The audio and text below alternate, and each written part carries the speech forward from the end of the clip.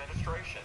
Texans can't trust Ken Paxton. Campaigning in Austin, Cornyn blasted Paxton and warned Republicans what would happen if Paxton becomes their party's nominee and faces either of the Democrats, Congresswoman Jasmine Crockett or State Representative James Tallarico in November. If the Attorney General is at the top of the ballot, which is where the Senate race will be, we will have an election day massacre. Republicans up and down the ticket will pay the price of having an albatross like our corrupt Attorney General hung around their neck. I told Paxton what Cornyn said about him and asked him for a response. Well, here's what he said. The truth is Texans can't trust Ken Paxton. First of all, he said the same thing about Donald Trump. Said that he couldn't win. His day had passed. He's got nothing to run on. I'm very proud of my record, and I know that we can win. I've been attacked since I've been in this office, and I'm not surprised that John Cornyn's focused on personal things as opposed to talking about what he's accomplished. Houston Congressman Wesley Hunt is also in this very contentious GOP primary. Hunt has previously called Cornyn a career politician, and in Dallas on Monday, he said the same thing about Paxton, who was first elected to the state legislature in 2002. I've been in politics now for 3 years. I am not a career politician. Ken's been around politics for going on 30. He's a career politician. I think it's time for us to turn the page on career politicians. You can make up a name for somebody. I'm just trying to represent the people of Texas. At a University of Houston poll out last week, Paxton had 38%, Cornyn 31%, and Hunt had 17%. 12% were undecided. Their primary is widely expected to end in a runoff on May 26. Paxton wouldn't make any predictions, but he said he is the only Republican candidate who may be able to win outright and avoid a runoff. In Allen, Jack Fink, CBS News, Texas. Please welcome Representative James Tallarico. So you went from being a middle school teacher to a 4-term state representative, making a name for yourself with exchanges in the State House that went viral, which is how I first saw you. And now it's put you on the national stage. Why do you think the message is resonating the way that it is, the way you're doing it? Well, I was born to a single mom.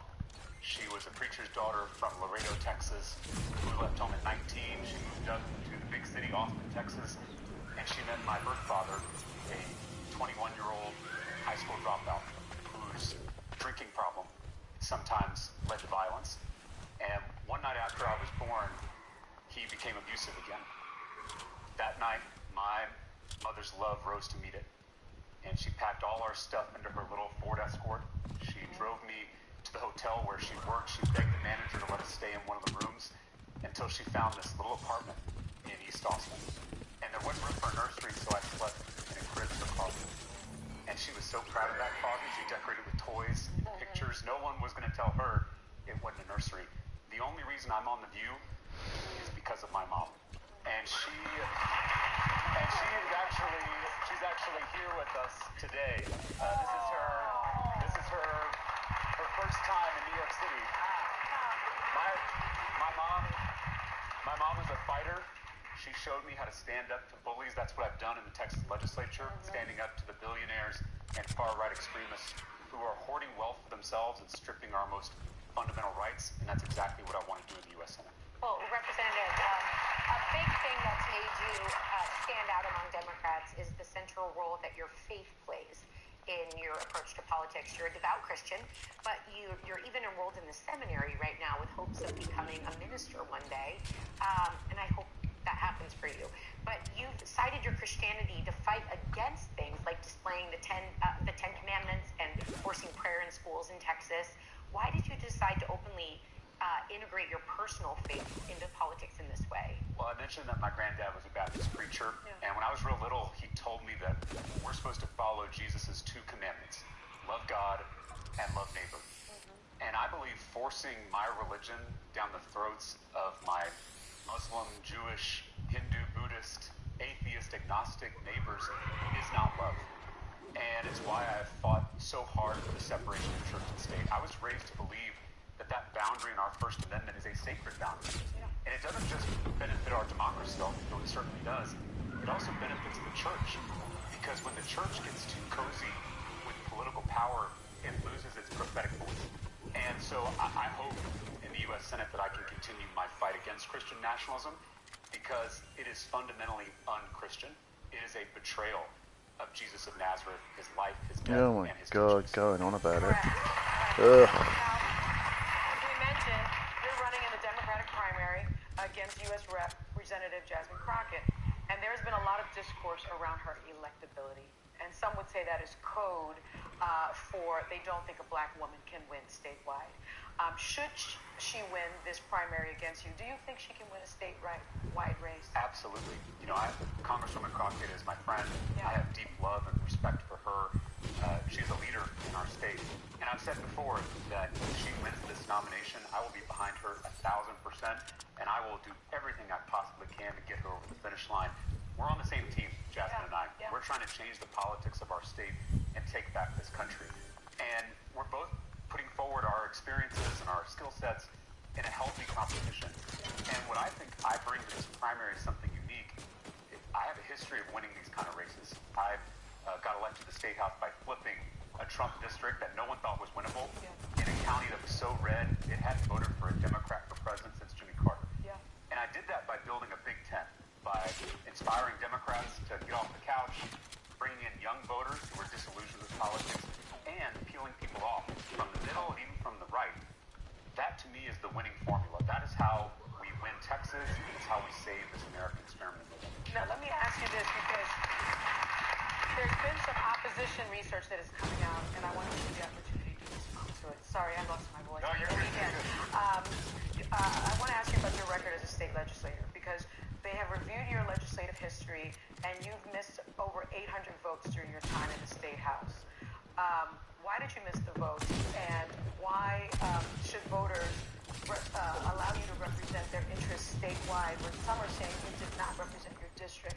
And this is a Republican talking point because I broke quorum twice with my Democratic colleagues to protest this redistricting power grab, to protest their voter suppression. And so I wasn't on the floor to take these votes because I was trying to stop them from passing these voter suppression efforts. And so they try to then take a look at all the Jesus voters. Christ, what the fuck happened there? I was doing my job. Just because I wasn't on the floor, I was doing my job by standing up for my constituents, particularly for my black and brown constituents who were having their voting rights threatened by the Republican extremists in the state legislature. Good for you. Oh, Representative, over the weekend there was this massive upset in the state Senate race in Texas with the Democrat flipping a Senate seat that President Trump had won by 17 points previously. But even with massive Democratic turnout and the average Dem ballot being plus 14 points, you're still likely going to have to win over some soft Trump voters to win statewide in Texas. What's your message to try to resonate with those voters? Well, I'm not writing off any voter. I'm not writing off any community. I'm extending an open hand instead of a closed fist. And in my experience, if you extend that open hand, you'll be surprised by the case. And I've traveled every corner of Texas already in the first 5 months of this campaign. Red areas and blue areas alike, big cities, small towns. And I'm shocked by the number of people showing up to our events. We were in Collin County, Texas, which Trump won by double digits. We had 2,000 people show up for our town hall. And it wasn't just Democrats, it was independents and even some Republicans too, and a ton of young people who didn't come across me on the typical media platforms. They came across me in the campaign on TikTok, on Instagram, on podcasts, and they are hungry for new leaders who will speak with moral authenticity about this moment of crisis, both the economic and political crisis, but also the spiritual crisis that we are facing in this country. Congressman, I want to talk about immigration. I want to talk about Liam Ramos and all the other Liam Ramos. Your state, Texas, is home to the Dilley ICE detention facility, where 5-year-old Liam Ramos, the little boy with the blue bunny hat, was released from over the weekend. Hello. The judge ordered ICE to release him after he was used as bait to lure his relatives out.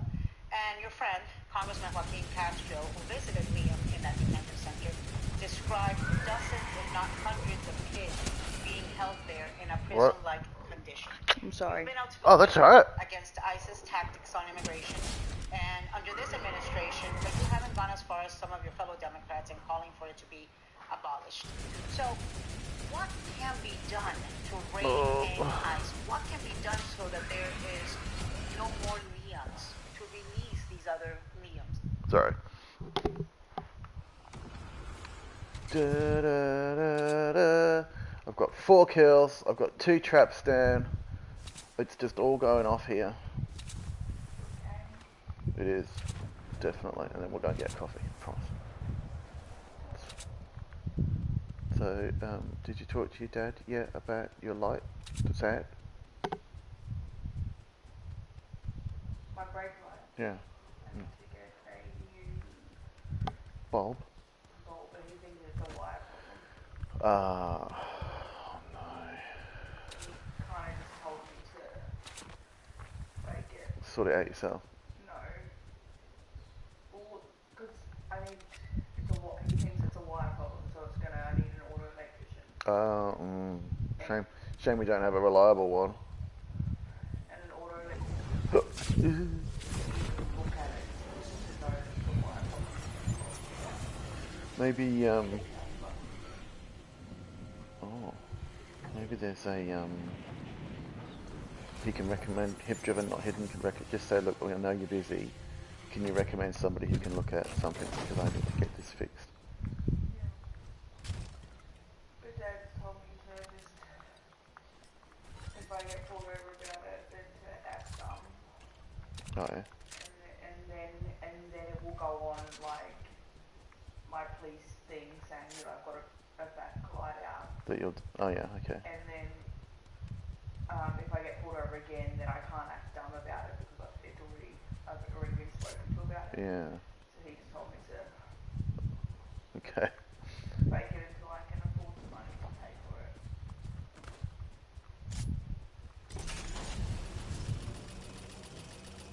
Everything in my life right now is so expensive. Mm.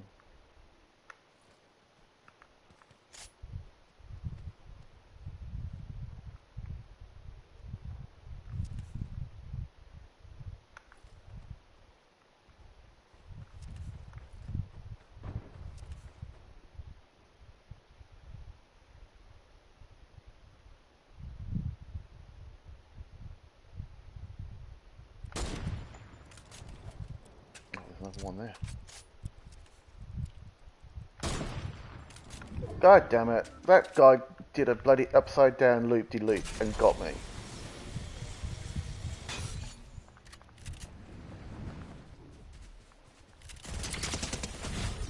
Jesus. Didn't even have any... Such a bot.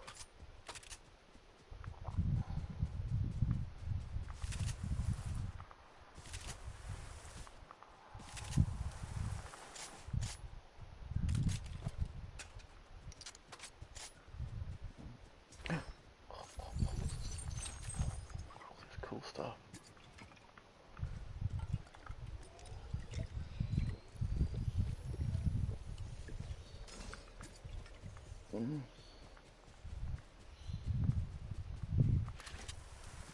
Oh shit, there's only 5 people left.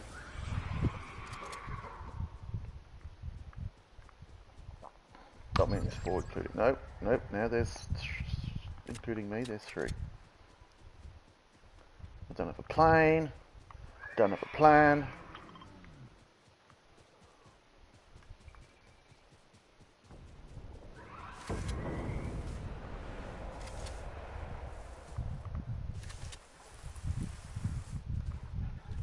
Uh-oh, fuck shit.